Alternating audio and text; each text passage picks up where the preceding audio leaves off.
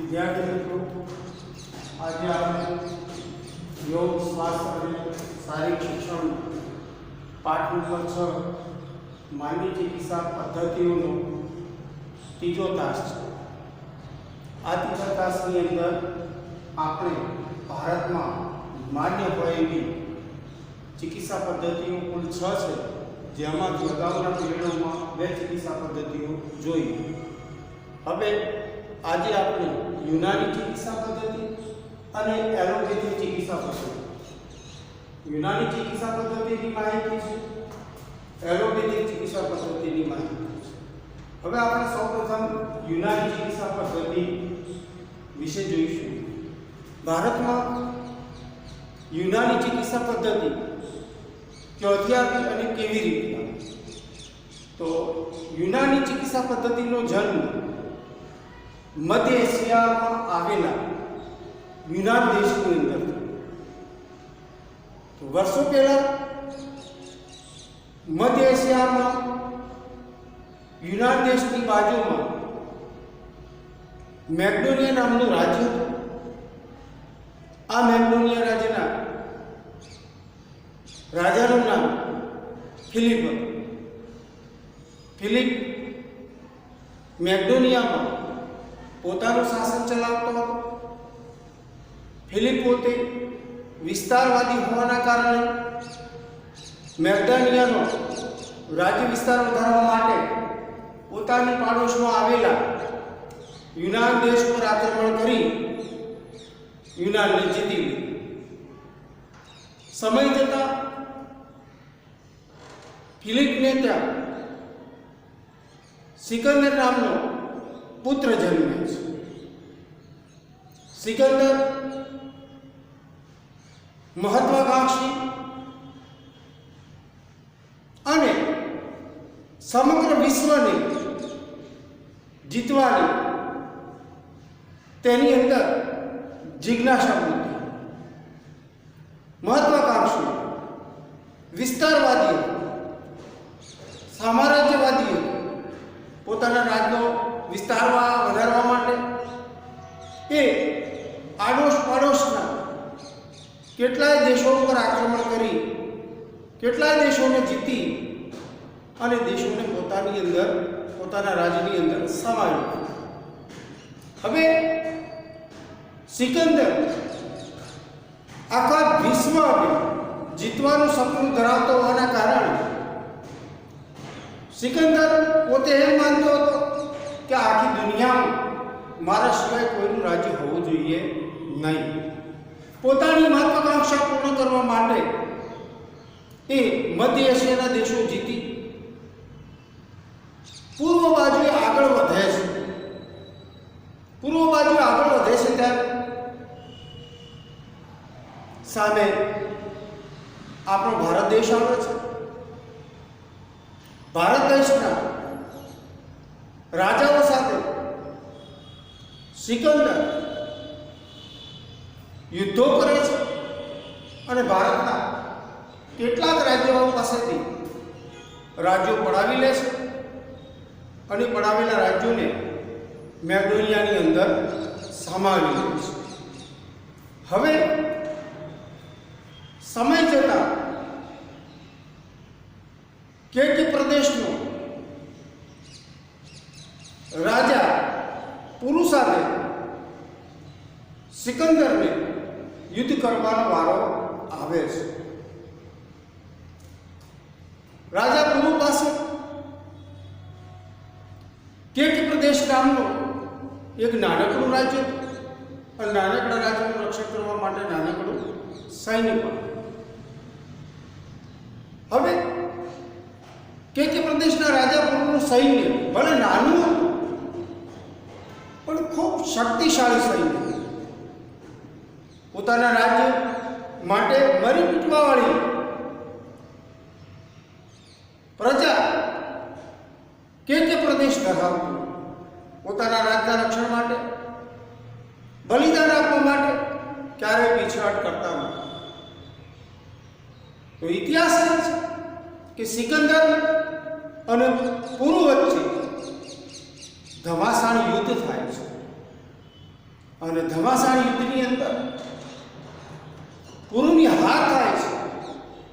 સિકંદરની જીત થાય છે. પણ આ યુદ્ધ એટલું બધું કઠિન અને લાંબુ હોય છે કે સિકંદરના સૈનિકો લડતા લડતા થાકી જાય છે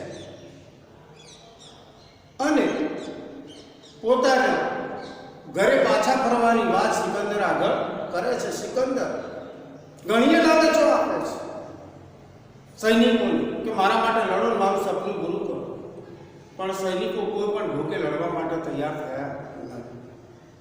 સિકંદર ત્યાંથી પાછો વળે છે અને રસ્તામાં જતા બેબીલોન પાસે ગંભીર બીમારીના કારણે 36 વર્ષની ઉંમરે સિકંદરનું અવસાન થાય છે. હવે કહેવાનો મતલબ એમ છે કે સિકંદરના આવવાથી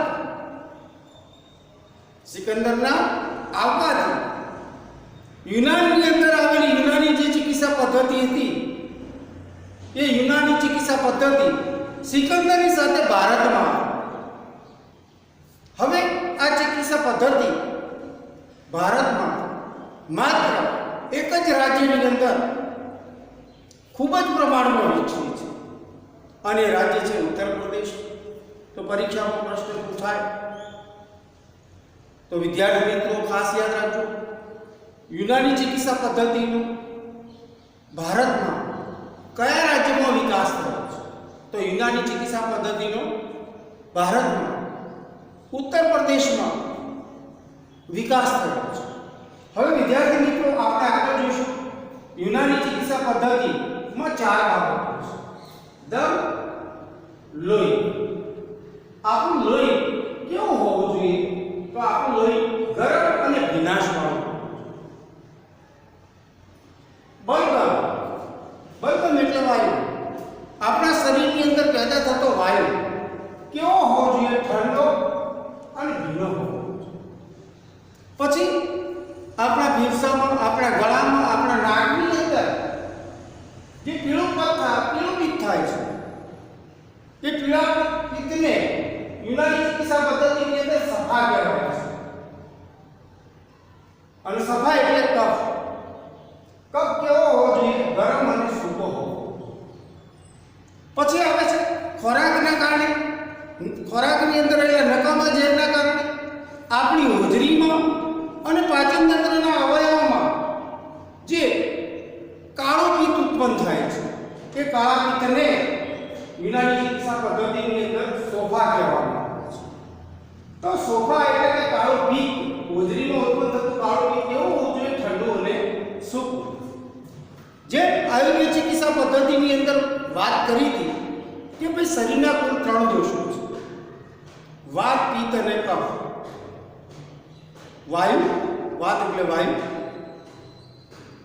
કફ એટલે ફેફસાની અંદર જે પીળા રંગના ગળફા બહાર નીકળે છે ખાંસીની સાથે, એને કફ કહેવાય છે.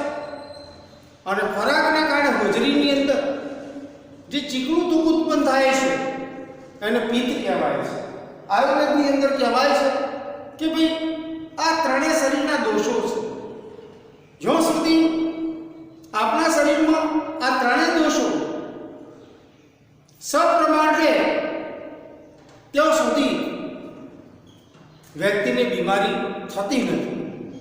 પણ આ 3 દોષોમાં, વાત, પિત્ત અને કફમાં સહેજ પણ વધઘટ થાય તો વ્યક્તિ રોગનો ભોગ બને છે. તો એ જ પ્રમાણે યુનાની ચિકિત્સા પદ્ધતિની અંદર દમ, બલગમ, સફારી, સોફા, લોહી, વાયુ, કફ અને પિત્ત, આ 4 બાબતો આપણા શરીરમાં સપ્રમાણ રહે. આ 4 બાબતો આપણા શરીરમાં સપ્રમાણ રહે તો માની લેવાનું કે વ્યક્તિ તંદુરસ્ત છે. પણ જો આ 4 બાબતોમાંથી કોઈ પણની વધઘટ થાય, કો તો વધી જાય કો તો ઘટી જાય, તો એ સમય દરમિયાન વ્યક્તિ રોગનો ભોગ બને છે. હવે યુનાની ચિકિત્સા પદ્ધતિની અંદર બીમારીઓ થાય તો એ બીમારીઓની સારવાર કઈ રીતે કરવામાં આવે છે? તો યુનાની ચિકિત્સા પદ્ધતિની અંદર સારવાર કરવા માટે આપણે સૌપ્રથમ 4 પદ્ધતિ. દર્દીને કોઈ પણ પ્રકારની બીમારી થાય તો એ બીમારીને દૂર કરવા માટે યુનાની ચિકિત્સા પદ્ધતિની અંદર વધુ માત્રામાં મૂત્ર કરાવવામાં આવે છે, પાણી પીવડાવવામાં આવે છે, ફળ ફૂલોના ઝાડના મૂળના રસ પીવડાવવામાં આવે છે. પરિણામે વ્યક્તિને વધારે પ્રમાણમાં મૂત્ર આવે છે અને મૂત્ર દ્વારા આ ચારેયનું પ્રમાણ સરખું કરવામાં આવે છે. બીજા નંબર પર છે ટર્કી સ્નાન કરીને, જેને આપણે ઇંગ્લિશમાં સ્ટીમ બાથ કહીએ છીએ અને ગુજરાતીમાં વરાળ સ્નાન કરવું. વરાળની પેટીમાં વરાળ કરી અને વરાળવાળી પેટીમાં સૂઈ રહેવાનું. તો વરાળની પેટીની અંદર સૂઈને જે સ્નાન કરવામાં આવે છે એ સ્નાનને ટર્કી સ્નાન કહેવાય છે.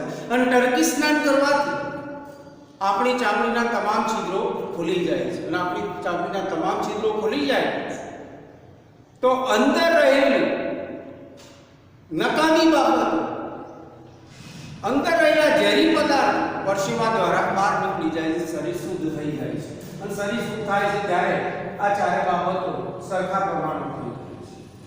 ત્રીજા નંબરમાં શરીરના જુદા જુદા અંગોની માલિશ કરવી. માલિશ કરવાથી પણ આપણી શરીરની ચામડીના જે છિદ્રો છે એ છિદ્રો ખુલી જાય છે. અને ચામડીના છિદ્રો ખુલે તો પરસેવા દ્વારા નકામા પદાર્થો બહાર નીકળે છે અને આપણું શરીરને લોહી શુદ્ધ થાય છે. પરિણામે આ ચાર બાબતો સરખી થઈ જાય છે. ચોથા નંબરમાં દર્દીને જુદા જુદા પ્રકારની દવાઓ આપી અને વધારે માત્રામાં તો ઉલટી કરવામાં આવે છે અને જુદા જુદા પ્રકારની દવાઓ આપીને દર્દીને વધુ માત્રામાં ઝાડા કરાવવામાં આવે છે. તો ઝાડા અને ઉલટી દ્વારા પણ શરીરની અંદર રહેલા નકામા ઝેરી પદાર્થો બહાર નીકળી જાય છે. પરિણામે પાચન તંત્ર એકદમ સેટ થઈ જાય છે, શુદ્ધ થઈ જાય. અને પાચન તંત્ર શુદ્ધ થઈ જાય તો સરળતાથી વ્યક્તિને ખોરાક પચે છે. સરળતાથી વ્યક્તિને ખોરાક પચે, કબજિયાત ન થાય, ગેસ ન થાય, એસિડિટી ન થાય, અપચો ન થાય, મળાવળા ન થાય અને ખોરાક પચી જાય તો આપણા શરીરમાં આ ચારે બાબતો સરખી થઈ જાય છે. પછી આગળ સારવારમાં વ્યક્તિને ફળોના રસ જુદા જુદા પ્રકારના ફળોમાંથી રસ કાઢીને દર્દીને આપવામાં આવે છે અને રસ દ્વારા સારવાર કરવામાં આવે છે. બીજા નંબરમાં જેવી બીમારી હોય એ બીમારીને દૂર કરવા માટે બીમારીને અનુલક્ષીને જુદા જુદા પ્રકારના ખોરાક આપીને પણ બીમારી દૂર કરવામાં આવે છે. હવે યુનાની ચિકિત્સા પદ્ધતિની અંદર દવાઓ શરૂઆતથી બને છે. તો યુનાની ચિકિત્સા પદ્ધતિમાં દવાઓ કુલ 3 પ્રકારે બનાવવામાં આવે છે. એક તો વનસ્પતિજન્ય પદાર્થોમાં વનસ્પતિના જે ઝાડ છે, ઝાડની છાલ, ઝાડના મૂળિયા, છોડોના ફળ, ફૂલ. તો ઝાડની છાલ, ઝાડના મૂળ, છોડની છાલ, છોડના મૂળ અને વનસ્પતિ પર આવતા ફળ અને ફૂલોમાં જુદા જુદા પ્રકારની દવાઓ બનાવવામાં આવે છે. બીજા નંબરમાં યુનાની ચિકિત્સા પદ્ધતિની અંદર પ્રાણીઓના હાડકામાંથી, પ્રાણીઓના માંસમાંથી પણ જુદા જુદા પ્રકારની દવાઓ બનાવી અને દર્દીઓને સારવાર કરવા માટે દવાઓ આપવામાં આવે છે. અને ત્રીજા નંબરમાં ક્ષારમાંથી બનાવેલી દવાઓનો ઉપયોગ યુનાની ચિકિત્સા પદ્ધતિની અંદર કરવામાં આવે છે. હવે યુનાની ચિકિત્સા પદ્ધતિ ભારતના ઉત્તર પ્રદેશમાં વિકસી છે. એ વિદ્યાર્થી મિત્રો ખાસ ખ્યાલ રાખજો. હવે આપણે આગળ જોઈશું કે યુનાની ચિકિત્સા પદ્ધતિ કયા કયા રોગોમાં સફળ છે. તો આપણા શરીરના અંગો શોધવા માટે જે સાંધા છે એ સાંધાની અંદર વા આવી જાય છે. વાના કારણે દુખાવો થાય છે અને દુખાવાના કારણે વ્યક્તિને હલનચલનમાં તકલીફ પડે છે, જેને આપણે વા કહીએ છીએ. પછી સફેદ કોટ, ચામડીનો કલર સફેદ થઈ અને ઠેર ઠેર સફેદ ચાઠા શરીર ઉપર દેખાય છે. ત્રીજા નંબરમાં કમળો, પીળિયામાંથી કમળો અને કમળામાંથી કમળી, અને કમળી થઈ જાય ત્યારે વ્યક્તિની બચવાની સંભાવનાઓ ઘટી જાય છે. તો કમળામાં અને દમમાં, દમ એટલે શ્વાસ ચડે, અને શ્વાસને આપણે સંસ્કૃતમાં અસ્થમા કહીએ છીએ. તો આ ચિકિત્સા પદ્ધતિમાં સફેદ કોટમાં, કમળામાં અને દમમાં ઘણી બધી અક્ષીર સાબિત થઈ છે, અને આ ચિકિત્સા પદ્ધતિ દ્વારા આ રોગોમાં સફળતા પણ મળે છે. આ ચિકિત્સા પદ્ધતિ આ રોગોને શરીરમાંથી જળમૂળમાંથી, આ દવાઓ વનસ્પતિજન્ય પદાર્થોમાંથી અને પ્રાણીજન્ય પદાર્થોમાંથી બનતી હોવાના કારણે મોટા ભાગે યુનાની ચિકિત્સા પદ્ધતિની દવાઓની શરીર પર કોઈ પણ પ્રકારની આડઅસર જોવા મળતી નથી. હવે વિદ્યાર્થી મિત્રો, એલોપેથિક ચિકિત્સા પદ્ધતિ વિશે જોઈશું. એલોપેથિક ચિકિત્સા પદ્ધતિને આધુનિક ચિકિત્સા પદ્ધતિ તરીકે પણ ઓળખવામાં આવે છે. હવે વિદ્યાર્થી મિત્રો, કુલ 6 ચિકિત્સા પદ્ધતિઓ છે. 6: આયુર્વેદિક, હોમિયોપેથી, નિસર્ગોપચાર, યોગ, યુનાની અને એલોપેથી. તો આ 6 ચિકિત્સા પદ્ધતિઓમાં એવી કઈ ચિકિત્સા પદ્ધતિ છે કે જે સર્વસ્વીકૃત છે? કઈ ચિકિત્સા પદ્ધતિને આખા વિશ્વએ અપનાવેલી છે? તો 6 ચિકિત્સા પદ્ધતિમાં એલોપેથિકને આખા વિશ્વએ સ્વીકાર્યું છે. એલોપેથિક ચિકિત્સા પદ્ધતિને શા માટે આખા વિશ્વએ સ્વીકાર્યું છે? એલોપેથિક ચિકિત્સા પદ્ધતિ ની જે દવાઓ છે, એલોપેથિક ચિકિત્સા પદ્ધતિની જે ટ્રીટમેન્ટ છે, એ દર્દીને ઝડપી પરિણામ આપે છે, અને ઝડપી પરિણામ લેવું સૌ કોઈને ગમે છે. હવે વાત રહી 5 ચિકિત્સા પદ્ધતિ: આયુર્વેદિક, હોમિયોપેથિક, નિસર્ગોપચાર, યોગ અને યુનાની. તો આ ચિકિત્સા પદ્ધતિઓ લાંબા ગાળે પરિણામ સારું આપે છે. લાંબા ગાળે પરિણામ સારું આપે છે, પણ વ્યક્તિને એ પરિણામ મેળવવા માટે રાહ જોવી. દાખલા તરીકે તાવ આવ્યો હોય કે પેટ ન દુખતું, તો દર્દીને તરત સાજું થવું ગમે છે. આયુર્વેદિક હોય કે હોમિયોપેથિક હોય કે યોગ હોય, નિસર્ગોપચાર હોય કે યુનાની હોય, તો આ ચિકિત્સા પદ્ધતિની ગમે એટલી દવાઓ તમે તાવ માટે લેશો કે ગમે એટલી દવાઓ તમે પેટના દુખાવા માટે લેશો, તો આ દવાઓ વ્યક્તિને તાત્કાલિક પરિણામ નહીં આપે. જ્યારે એલોપેથિક ચિકિત્સા પદ્ધતિનું તાવ આવે, ઇન્જેક્શન લઈ 1 કલાકનો તાવ ગાયબ થઈ જાય. પેલામાં સપ્તાહો સુધી રાહ જોવી પડે છે, 1-2 સપ્તાહ સુધી રાહ જોવી પડે છે, ત્યારે આપણને પરિણામ મળે છે. હવે પેટમાં દુખાવો થતો સહન ના થાય એમ, અને અઠવાડિયા માટે તો કોઈ ગમે, પણ એલોપેથિક ચિકિત્સા પદ્ધતિમાં પેટના દુખાવા માટે એક ઇન્જેક્શન લઈ લો કે ગોળીઓ લઈ લો, તો દર્દીને 1 જ કલાકની અંદર રાહત થઈ જાય, ઝડપી પરિણામ મળે છે. અને ઝડપી પરિણામ મળતી હોવાના કારણે એલોપેથિક ચિકિત્સા પદ્ધતિ બધાને ગમે છે, અને બધાને ગમતી હોવાને કારણે આ ચિકિત્સા પદ્ધતિ ઝડપી પરિણામને કારણે સર્વસ્વીકૃત બની છે.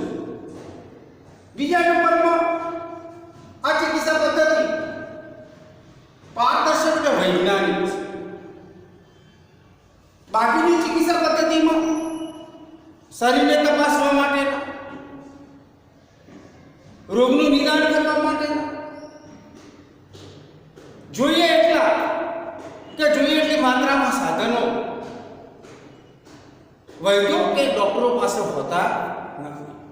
અંદાજે રોગ નક્કી કરવાનો, અને અંદાજે રોગ નક્કી કરી ફરિયાદના આધારે રોગ નક્કી કરી અને અંદાજે દવાઓ આપવામાં આવે છે. ઘણી વખત અંદાજે આપવામાં આવેલી દવાઓ ખોટી સાબિત થાય છે અને લાંબા ગાળે પણ પરિણામ સારું આપી શકતી. જ્યારે એલોપેથિક ચિકિત્સા પદ્ધતિ કેવી છે? પારદર્શક છે.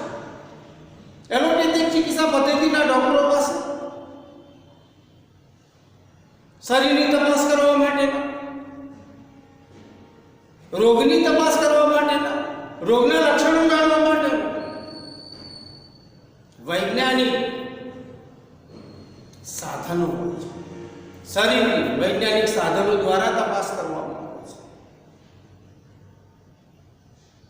સાથે સાથે લોહીના, પેશાબના, કફના, મળના ટેસ્ટ કરવામાં આવે છે વૈજ્ઞાનિક પદ્ધતિ. એટલે રોગનું ચોક્કસ નિદાન કરી શકાય છે અને રોગનું ચોક્કસ નિદાન કરી અને રોગને અનુલક્ષીને ચોક્કસ દવાઓ આપવામાં આવે છે. માટે કહી શકાય કે આ પદ્ધતિ કેવી છે? પારદર્શક અને વૈજ્ઞાનિક. ત્રીજા નંબરમાં આ ચિકિત્સા પદ્ધતિ પરિવર્તનશીલ છે. સમયની સાથે રોગ બદલાય છે અને રોગ બદલાય છે ત્યારે સંશોધનો બદલાય છે અને દુનિયાના વૈજ્ઞાનિકો દ્વારા આ ચિકિત્સા પદ્ધતિની અંદર રોજે રોજ નિત નવા સંશોધનો થાય છે અને સંશોધનોમાં 100% પરિણામ મળે તો જ એ સંશોધનને સ્વીકારવામાં આવે છે. તો આ ચિકિત્સા પદ્ધતિ કેવી છે? પરિવર્તનશીલ છે. બાકીની ચિકિત્સા પદ્ધતિઓ પરિવર્તનશીલ કરી પણ ધીમી ગતિએ પરિવર્તનશીલ તેમાં થાય છે, જ્યારે આમાં તો ઝડપી પરિવર્તનશીલ કરવામાં, રોજે રોજ નવા નવા સંશોધનો કરવામાં આવે છે અને જેમાં વધારે સફળતા મળે છે એ સંશોધનને સ્વીકારવામાં આવે છે. દાખલા તરીકે કોરોનાની રસી દુનિયાની અનેક કંપનીઓ બનાવે, કોઈ 95% પરિણામ આપે છે, કોઈ 90% પરિણામ આપે છે, કોઈ 65% પરિણામ આપે છે. તો દુનિયા કઈ રસીને સ્વીકારશે? કોરોનાની. તો કોરોનાની દુનિયા એ રસી સ્વીકારશે જેમાં સારામાં સારું પરિણામ. વિદ્યાર્થી મિત્રો, આપણે આગળ વધીશું. આ ચિકિત્સા પદ્ધતિમાં અંગ અને ઉપાંગોની તપાસ માટેના અદ્યતન ટેકનોલોજી વાળા યંત્રો હોય છે. આંખોની તપાસ માટેના, કાનની તપાસ માટેના, ગળાની તપાસ માટેના, પેટની તપાસ માટેના, પ્રજનન તંત્રની તપાસ માટે અદ્યતન ટેકનોલોજી વાળા યંત્રો હોય છે આ ચિકિત્સા પદ્ધતિ. અને યંત્રો દ્વારા કયા અંગની અંદર કઈ તકલીફ થઈ છે એનું ચોક્કસ નિદાન કરવામાં આવે છે. હવે આ ચિકિત્સા પદ્ધતિની અંદર જે દવાઓ આપવામાં આવે છે, એલોપેથિક ચિકિત્સા પદ્ધતિની અંદર જે દવાઓ આપવામાં આવે છે એ દવાઓ શામાંથી બને છે? તો વિદ્યાર્થી મિત્રો, એલોપેથિક ચિકિત્સા પદ્ધતિની અંદર જે દવાઓ બને છે એ દવાઓ જુદા જુદા પ્રકારના રસાયણોમાંથી અને આર્ગેનિક ક્ષારોમાંથી બનાવવામાં આવે છે. જુદા જુદા પ્રકારના રસાયણ અને આર્ગેનિક ક્ષારો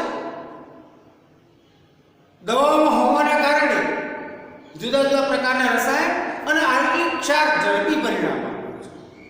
પણ આ દવાની મર્યાદા એ છે કે ભાઈ દર્દીને ટૂંકા ગાળા માટે ઝડપી રાહત થાય છે.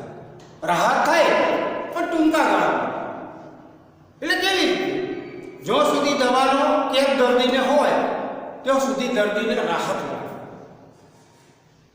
દાખલા તરીકે બીપીની ગોળી લે તો 12 કલાક માટે બીપીનો રાહત થાય કે 24 કલાક માટે રાહત થાય. પણ એ રાહત મેળવવા માટે દર્દીને રોજે રોજ બીપીની ગોળી લેવી પડે. જ્યારે બાકીની ચિકિત્સા પદ્ધતિની અંદર પરિણામ લાંબા ગાળે મળે છે પણ બીપીની બીમારીને જડ મૂળમાંથી કાઢીને ફેંકી દે છે. ફરીવારે રોગ શરીર તરફ ફરકતો પડે. આયુર્વેદમાં, હોમિયોપેથીમાં, યુનાનીમાં, યોગમાં, નિસર્ગ ઉપચાર. દાખલા તરીકે ડાયાબિટીસ, તો એલોપેથિક ચિકિત્સા પદ્ધતિની અંદર ડાયાબિટીસમાં ક્યાં સુધી રાહત થાય? જો સુધી દર્દીને ગોળીનો કેપ હોય ત્યાં સુધી. કેપ ઉતરી જાય એટલે ફરીથી તકલીફ ચાલુ થઈ જાય. એટલે દર્દીને ડાયાબિટીસની ગોળીઓ રોજે રોગ લેવી પડે છે. એટલે દર્દીને રાહત આપે છે ઝડપી પણ ટૂંકા ગાળે. જો સુધી કેપ હોય ત્યાં સુધી રાહત થાય, કેપ ઉતરી જાય એટલે રાહત મૂકી જાય. બીજી તકલીફ એ છે કે આ ચિકિત્સા પદ્ધતિની દવાઓ આયુર્વેદિક ક્ષાર અને જુદા જુદા પ્રકારના રસાયણોથી બનતી હોવાના કારણે માત્ર રોગને દબાવવાનું કામ કરે રોગને દબાવવાનું કામ કરે છે, રોગને જડમૂળમાંથી કાઢવાનું કામ કરતી નથી. વિદ્યાર્થી રોગને માત્ર દબાવે છે કે ઉતરી જાય ને ફરી રોગ ચાલુ. ત્રીજા નંબરમાં આ દવાઓ રોગને જડમૂળમાંથી કાઢતી નથી, માત્ર દબાવવાનું કામ કરે છે. ચોથા નંબરમાં એલોપેથિક ચિકિત્સા પદ્ધતિની કોઈ પણ દવા લે તો મોટા ભાગની દવાઓ જુદા જુદા પ્રકારના રસાયણોમાંથી અને આકલિક ક્ષારોમાંથી બનતી હોવાના કારણે રસાયણો અને આકલિક ક્ષારો આપણા સ્વાસ્થ્ય માટે નુકસાન કરતા છે. એટલે તમે કોઈ પણ અંગની દવા લેશો, કોઈ પણ બીમારીની દવા લેશો એલોપેથિક ચિકિત્સા પદ્ધતિની, તો એ આપણી હોજરીને, આંખોને, મગજને, આંતરડાને, પિત્તાશયને, આપણા યકૃતને, આપણા મૂત્રપિંડને વધતે ઓછે અંશે નુકસાન કરશે. તો આ ચિકિત્સા પદ્ધતિની દવાઓ જુદા જુદા પ્રકારના રસાયણો અને આકલિક ક્ષારોમાંથી બનતી હોવાના કારણે આ દવાઓ લેવાથી આપણા શરીરમાં આડઅસર પેદા થાય છે અને એ આડઅસર દર્દીએ ભવિષ્યની અંદર ભોગવવી પડે છે, કારણ કે શરીરના જુદા જુદા અંગોને નુકસાન કરે છે. હવે વિદ્યાર્થી મિત્રો, એલોપેથિક ચિકિત્સા પદ્ધતિની શાખાઓ કઈ કઈ છે? તો સર્જરી, તો એમાં વાટકાપ કરવામાં આવે છે. ઓર્થોપેડિક, હાડકા બાંધી જાય ત્યારે ઓર્થોપેડિક દવાખાને જવું.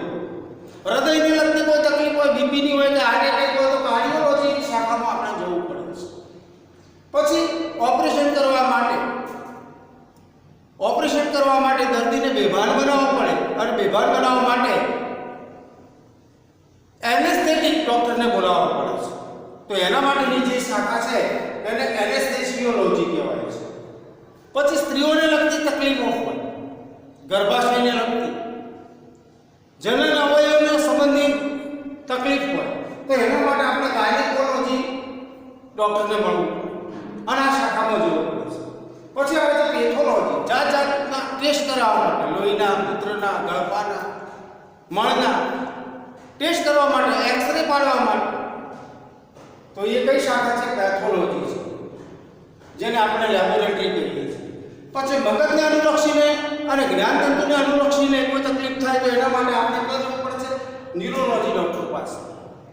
પછી આવે છે લકવો, અકસ્માત અને અંગ કામ કરતું બંધ થઈ જાય તો એ બંધ થઈ ગયેલા અંગને ફરી ચાલુ કરવા માટે, હલનચલન ફરીથી શરૂ કરવા માટે, અંગનું હલનચલન શરૂ કરવા માટે આપણે જાત જાતની કસરતો કરવામાં આવે છે. અને કસરત માટેની જે શાખા છે એને ફિઝિયોથેરાપી કહેવાય છે. પછી દાંતને અનુલક્ષીને, પેઢાને અનુલક્ષીને કોઈ તકલીફ હોય તો આપણે ડેન્ટિસ્ટને મળવું પડે છે, દાંતના દવાખાને જવું પડે છે. અને દાંતના દવાખાનાની જે શાખા છે એને ડેન્ટિસ્ટી કહેવાય છે. પછી આંખ, કાન અને ગળાની તકલીફ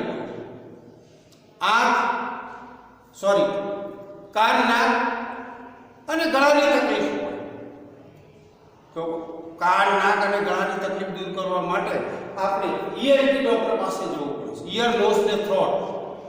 ઈયર એટલે કાન, નોઝ એટલે નાક અને થ્રોટ એટલે ગળું.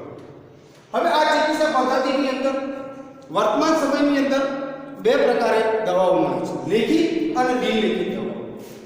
લેખિત અને બિનલેખિત દવાઓ. તો લેખિત અને બિનલેખિત દવાઓ શું તફાવત છે?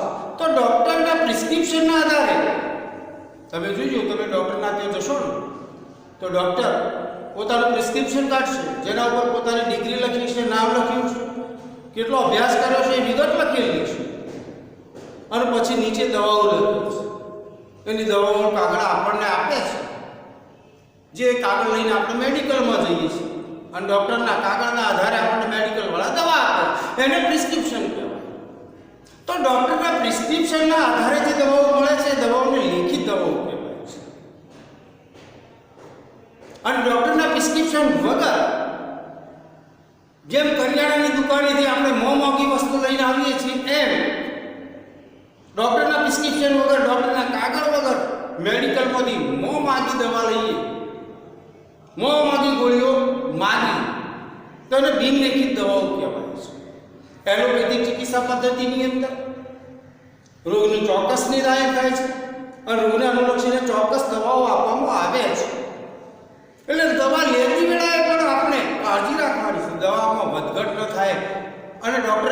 નક્કી કર્યો હોય, જે માત્રા નક્કી કરી હોય એ માત્રાના પ્રમાણમાં જ આપણે દવાઓ લેવી.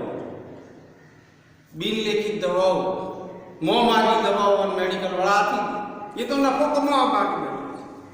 મોંમાગી દવાઓ મન ફાવે એમ લેવાય તો આપણા શરીરની અંદર જુદા જુદા પ્રકારના રસાયણ અને આર્ગેનિક ક્ષારો જશે. રસાયણ આર્ગેનિક ક્ષારો આપણા સ્વાસ્થ્ય માટે નુકસાન કરતા છે. દવાની કેટલી માત્રા લેવી એનું આપણને જ્ઞાન હોતું નથી. કઈ બીમારીમાં કઈ દવા લેવાય અને સાથે કઈ દવા લેવી પડે વધારાની, જેના કારણે આપણે ઓછામાં ઓછું નુકસાન થાય, તો એનો પણ આપણને કોઈ ખ્યાલ હોતો નથી.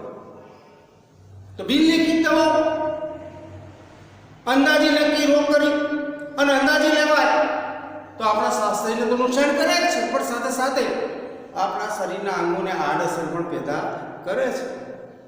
એટલે બિનલેખિત દવાઓ પણ ડૉક્ટરની સૂચના વગર આપણે લેવી જોઈએ નહીં, ડૉક્ટરના માર્ગદર્શન વગર ન લેવી જોઈએ. હવે આ ચિકિત્સા પદ્ધતિની કેટલીક દવાઓ વ્યસન કરતી દવાઓ છે. અમુક સમય દવાઓ લેવાય તો એ દવાઓ આજીવન લેવી. દાખલા તરીકે ઊંઘ ના આવતી તો ઊંઘ લાવવા માટેની જે દવા છે, જે કન્ટેન્ટ છે, એને ડાયઝેપામ કહેવાય છે. ડાયઝેપામમાંથી જુદી જુદી કંપનીઓ પોતાનું નામ આપી અને ડાયઝેપામમાંથી ઊંઘ માટેની જુદા જુદા નામ ધરાવતી દવાઓ બનાવે છે. પણ ઊંઘ લાવવા માટે દવાની અંદર જે કન્ટેન્ટ વપરાય છે એ કન્ટેન્ટને ડાયઝેપામ કહેવાય છે. પછી ઘણા લોકો જાગૃત રહેવા માટે, ઉજાગરો કરવા માટે, ઊંઘ ના આવે તે માટે જે દવા લેવાય છે એને એમ્ફેટામાઇન કહેવાય છે. અને એમ્ફેટામાઇન પેટની અંદર જાય તો વ્યક્તિને જલ્દી ઊંઘ આવતી નથી, જાગૃત અવસ્થામાં રહે છે, ઉજાગરો કરી શકે છે. પણ સરકારે આ બંને દવા ઊંઘ લાવવા માટે અને જાગૃત રહેવા માટે, ઊંઘ લાવવા માટે ડાયઝેપામ અને જાગૃત રહેવા માટે એમ્ફેટામાઇન લેવાય પ્રોમોસ, તો એ દવાઓ આપણા શરીરને તો નુકસાન પહોંચાડે છે, પણ ખાસ આપણા ચાર મગજ છે, નાનું મગજ, મોટું મગજ, લંબમજ્જા, મજ્જા છે, તો ચારે મગજને નુકસાન કરે છે અને મગજની અંદર આવેલા ચેતાકોષોનો નાશ કરે છે અને જેની આડઅસર આપણા ભવિષ્યની અંદર ભોગવવી પડે છે. પછી આવે છે કફ સિરપ. ખાંસી માટે, શરદી માટે લોકો કફ સિરપ લે છે. એ કફ સિરપ અફીણના મોર્ફિનમાંથી બને છે અને અફીણના મોર્ફિનમાંથી બનતું હોવાના કારણે મોર્ફિન કેફી છે અને મોર્ફિન કેફી હોવાના કારણે કફની ઈચ્છાને દબાવી દે છે. એટલે વ્યક્તિ શરદી, કફ અને ખાંસીમાં રાહત થાય છે. પણ સરવાળે આ કોડીન અને મોર્ફિનમાંથી બનતી હોવાના કારણે આપણા સ્વાસ્થ્યને નુકસાન કરે છે. માટે વધુ માત્રામાં આ દવાઓ લેવાવી જોઈએ નહીં. ઘણા લોકો તો કફ સિરપ નશા માટે લે છે, કારણ કે અંદર કોડીન છે અને મોર્ફિન છે. વ્યક્તિને કેમ ચડે છે? નશો ચડે છે અને નશા માટે રોજ લે છે, પણ એ આપણા સ્વાસ્થ્ય માટે નુકસાન કરે છે. પછી આવે છે એસ્પિરિન.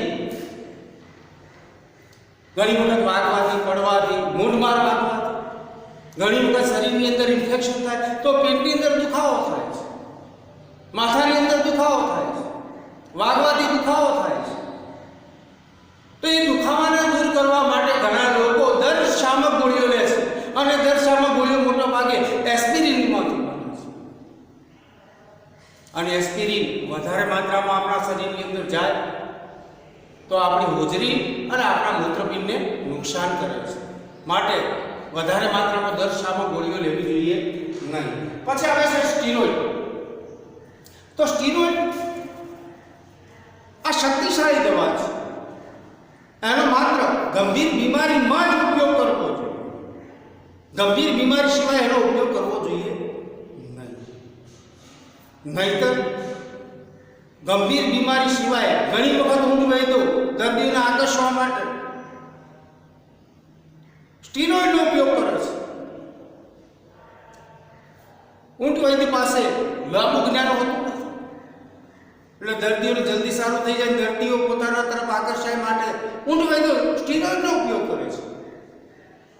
વધુ માત્રામાં સ્ટીરોઇડ લેવાય તો આપણા શરીરની રોગ પ્રતિકારક શક્તિ ક્ષીણ થઈ જાય છે. રોગ પ્રતિકારક શક્તિ ક્ષીણ થઈ જાય તો એ સમયમાં આપણે અવારનવાર જાતની બીમારીઓના ભોગ બનીએ છીએ. માટે ગંભીર બીમારી સિવાય સ્ટીરોઇડ ન લેવું જોઈએ અને આપણે ઊંટ વૈદ્ય પાસે ન જવું જોઈએ.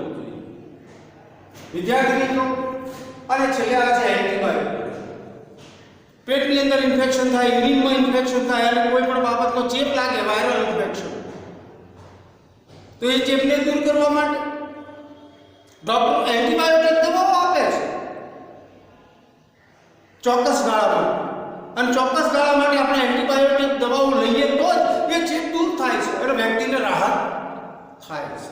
પણ વધુ માત્રામાં જો એન્ટીબાયોટિક દવાઓ લેવાય તો એ એન્ટીબાયોટિક દવાઓ આપણી રોગ પ્રતિકારક શક્તિને તો નુકસાન પહોંચાડે છે, પણ સાથે સાથે આપણા પાચન તંત્રના અવયવોને, પેટના અવયવોને અને મૂત્રપિંડને નુકસાન કરે છે. એટલે વિદ્યાર્થી મિત્રો, ડોક્ટરના પ્રિસ્ક્રિપ્શન વગર આ વ્યસન કરતી દવાઓ જરૂર કરતાં વધારે માત્રામાં લેવી જોઈએ નહીં. પછી આ ચિકિત્સા પદ્ધતિની દવાઓ અમુક સમય માટે જ કામ કરે છે અને અમુક સમય પછી નકામી બની જાય છે.